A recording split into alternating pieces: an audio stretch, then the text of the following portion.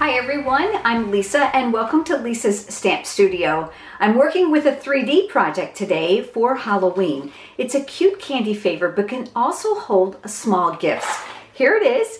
We're going to create this box using designer series paper and a punch and just a few stamps. You're going to be able to alter it using what you have and ordering what you like. And of course, it's got some glitter in it. You'll be able to find the pictures and the cutting dimensions for today's project in the description of this video below if you're here from YouTube. Let's head over to the stamp table and let's get started on today's project. Here's a good close-up of the box we're going to be creating together today. Super cute. Keep in mind you can make a lot of alterations to this box to include using the supplies you already have and those you may want to order. I'm going to be using the clear, tiny treat boxes. You'll be able to find these in the Stampin' Up! Catalog here on page 193. These small acetate boxes are 2 by 2 by 2, which are absolutely perfect for Halloween, fall, and right into Christmas. If you don't already have a Stampin' Up! Demonstrator and you're interested in receiving a copy of the current annual catalog and the brand new holiday catalog that will debut on September 5th, just leave me a comment below. I'll be happy to send you a complimentary copy. The clear treat boxes have a protective film on them to keep them from getting scratched. You'll need to go ahead and remove that before you put them together. Once you've removed the protective film, go ahead and bend the box in each direction on all the flaps and the tabs to assemble it. Starting with the bottom, which has the open tab in the center, that flap's going to go down first. And then the two ends have notches in them that are going to interlock inside that bottom. And then this one is going to create an interlocking fold for the bottom of the box to make it quite sturdy. Let's go ahead and fill it with our favorite colored candies and then close up your box. I've cut a piece of designer series paper from a brand new package in the holiday catalog called Toil Trouble. I want to give you a look at the cute patterns that are on this paper. So we've got some that have the witches on them. We have these little friendly ghosts.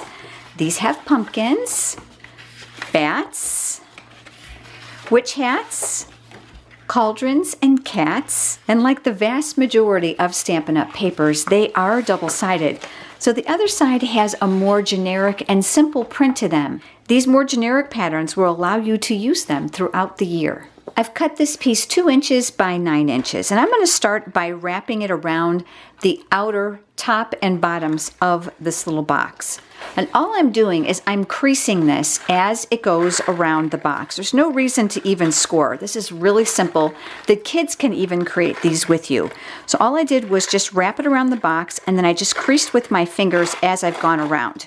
I'm going to add some adhesive here. I prefer tear and tape. I'm going to place a little bit of that here. I found that tear and tape is nice and strong, so if the contents of your box are quite heavy, you don't have to worry about this coming undone. I'm going to burnish that in place. I'm using my paper piercing tool to help me remove that paper backing. I keep my fingernails quite short, so that's going to make it easier for me to get those off. And I put 2 rows here. I just want to make sure that it's going to stay sealed. I'll flip our box over.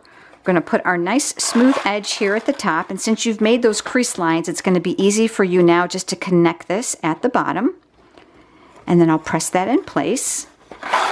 Let's go ahead and add some embellishments to this. From the cauldron patterned paper, I went ahead and I cut out one of the cauldrons, and I'm going to take my scissors and I'm going to come right up around this and cut this image out. You're going to see too how I'm going to leave a little bit of that white paper around it. Again, something the kids can do. Once it's been cut out, I'm going to go ahead and flip it over to put some adhesive on the back. I'm going to use my silicone craft sheet. It's a pretty small area, and I want to make sure that if adhesive falls on my work surface, it's not going to be sticky here. Adhesive will not stick to this because of the silicone surface. It's also great for hot glue as well as other liquid glues. I'm going to put my cauldron right here on the front of my box, and I'm going to use the brand new Spooky Bat Punch. And I'm going to use this out of the new black foil sheets. Look at the shimmer in that. So I'm going to go ahead and I'm going to turn my punch upside down so I can see where I'm going. I'm going to go ahead and punch those out. You'll get 3 bats with the 1 punch. I'm going to choose the smallest one to add to my project. So I'm going to flip that one over. Here's what the other 2 look like. I'm going to use a mini dimensional to mount this to my box. I pick that up with my paper piercing tool. And I've got a couple small pieces here. I actually just cut the dimensionals in half while they're on the paper. That makes it quite easy and it keeps my scissors clean. I'm going to remove the paper backing from those.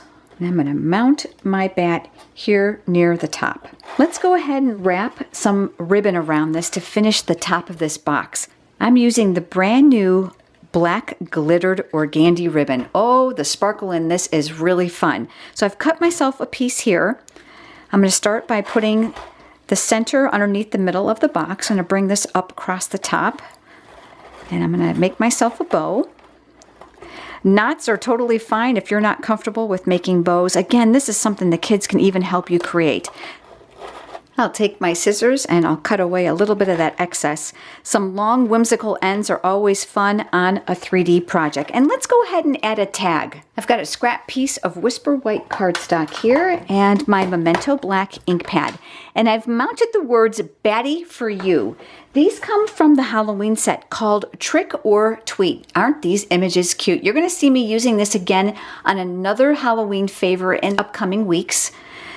I'm going to go ahead and ink those up in the Memento ink pad. I'm going to stamp that here on a scratch piece of Whisper White cardstock.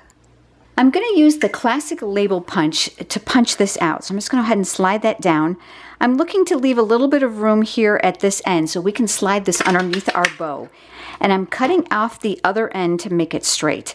Now here's where we're going to add that quick tag. I'm going to use some glue dots to cheat. I'm going to add one from the back side underneath that point, and then one from the front side as well. That's going to secure it right here to the box from both the top and the bottom. But there we go. Isn't that cute and really simple? Great for classroom parties, wonderful for teacher gifts and your Halloween trick-or-treaters. Thanks for joining me today, everyone. I look forward to seeing you next time. Have a great day.